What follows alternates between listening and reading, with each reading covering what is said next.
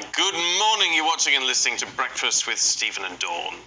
Time to go through the papers now, isn't it? It is. Favourite bit of the show, love this. And we have broadcaster Liz Kershaw and radio and television legend, I think is fair, David Hamilton. Yes, legend. You can be a legend if you want. Fine.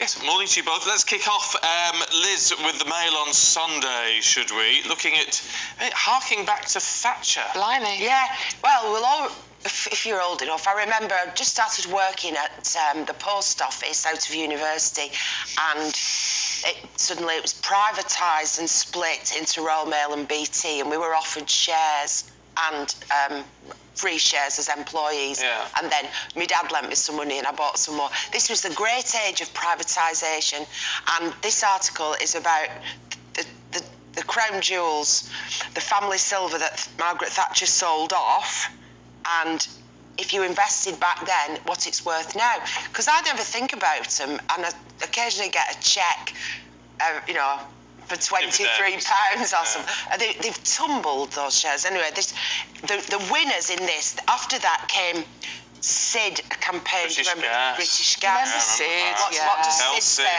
Tell Sid, yeah.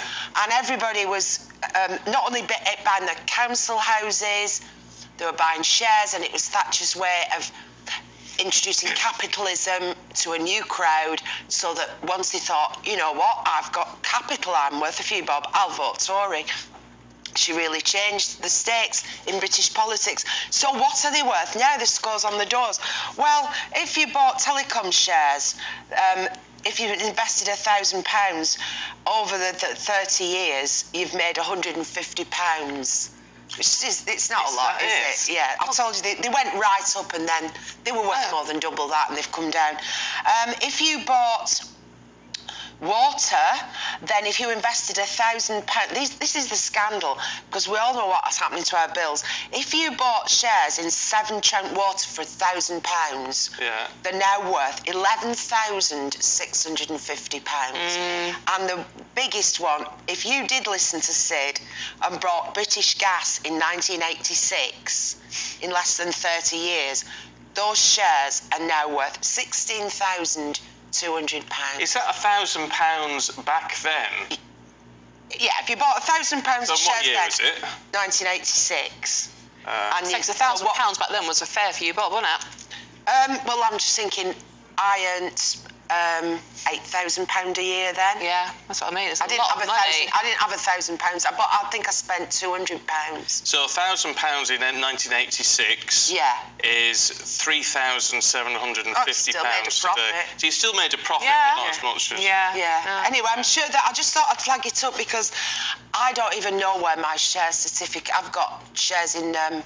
So my bank was, a lot of banks were privatised as well, building societies. Building societies, And you got shares. And I've got these, and I get these cheques like 13 quid. I have no idea where the certificates are, so I'm thinking I might tidy up.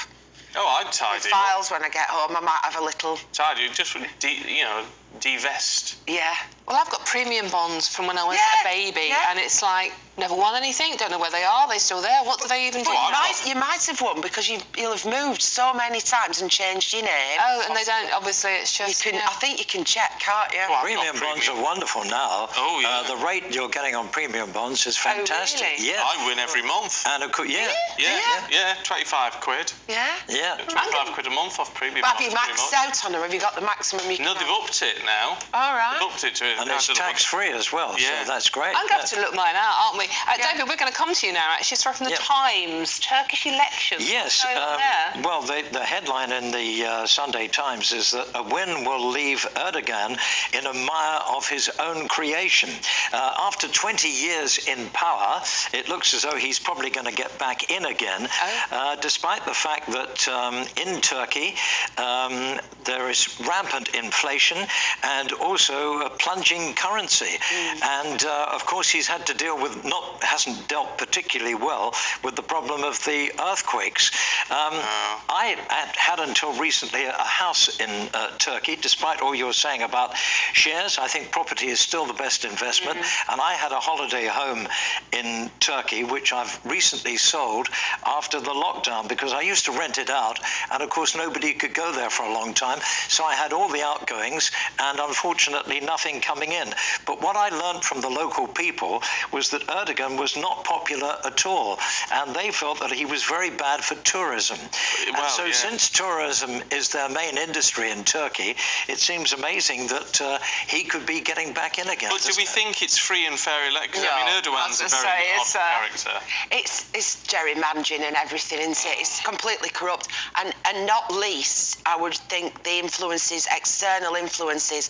Erdogan, whether he's liked or not domestically, he is, as far as the EU is concerned, the gatekeeper to Europe from people flooding in from the Middle East, Syria, etc., refugees, and he's accommodated them in vast camps, and the EU pays him a lot of money to do that, and I'm sure that Brussels is terrified that if Erdogan is removed and they get a far more liberal president, then the floodgates will open. It's in there are vested interests in keeping Erdogan in place. Yeah, there are incidentally a lot of Russians in Turkey, and there are a lot of Russian boats that are now moored up there, and a lot of people are getting away to Turkey and taking their money with them. So as you say, Liz, I mean, Turkey is in such a vital, strategic position, and it's a lovely place to go for a holiday still. Even if you can't go to my gaff. Yeah, you're not absolutely. Parties out yours. Talking of parties, should we talk some music? Yeah, I mean, you're two experts on this. Daily Mirror and 60 years of the Rolling Stones. Yeah, we both wanted to do this because we are obviously music presenters. But I've never, David, if I asked you a pop quiz time, great mates, what was the Rolling Stones' first single was released 60 years ago?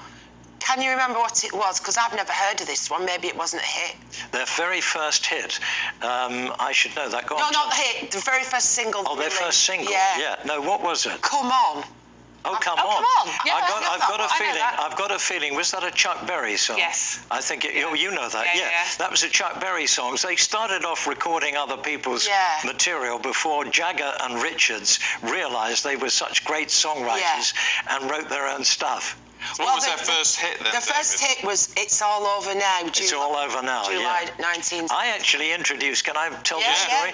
I introduced the Rolling Stones at the Palace Theatre in Manchester back in the 60s when they were a fairly new band.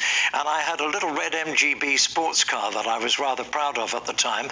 I parked it at the back of the theatre, as you could in those days. Somebody thought it was Mick Jagger's car and scratched a love message on it. So this was really embarrassing. For a week I was driving around with "I love you, Mick" on the bonnet of my car. No way. And I got to tell you this, that the respray cost me more than I got for doing the show. Oh. You didn't have a word with Mick, say, "Oi, Mick, look, this is your fault. Can you just help us Well, out?" I liked him, but I wouldn't go that far, you know. Did you ever get to tell him the story? Does he know that happened? No, I haven't seen him since then to tell him the story. Dawn will tweet it today, and he follows Dawn. Oh, yeah, he does, yeah. But I just want to say about the discipline involved, because these guys are still touring. I know. And Charlie Watts died, the drummer. He was the eldest of them. Bill Wyman left years ago. He was even older. But the guys are all knocking 80 now, and to be on the road, grueling tours, day after day. Yeah, it's only rock and roll, but I like it. Their days of sex and drugs and everything else, it's a huge juggernaut of a business. And I know Jo Woods, who was married to Ronnie Wood, and she showed me some of the before everybody had a laptop, they always took, the wives and kids went on tour, and I think that was wise because it kept an eye on things. But the wives will be given a dossier this thick, bound, and it was all the tour dates, all the travel plans, what time you had to be up, what time you had to be out and on the plane, and the menus and the arrangements for kids' nannies, and that's what. And Mick Jagger would be going around the backstage, and the support band, the Pretenders supported them, and one of that band told me that he'd be going round backstage with a clipboard and he'd be counting the chairs in the green room, and he'd be going, how much we're paying for each of these chairs, and writing it down. Yeah. Charlie once got to a point when he didn't want to do it anymore. Charlie, yeah. But Mick Jagger insisted that he did, and we were chatting earlier in the green room, and I think that, you know, he was almost the band's accountant, wasn't he? Yeah, Mick Jagger. He was the man keeping his so much for rock and roll lifestyle. It wasn't, was he was it? keeping his eye on the old. Oh, well, that's the way to do it. I approve wholeheartedly. Absolutely approve. Thank you both. We'll catch up with you a little bit later quick. on. Oh, it is. It zips by. We're having fun.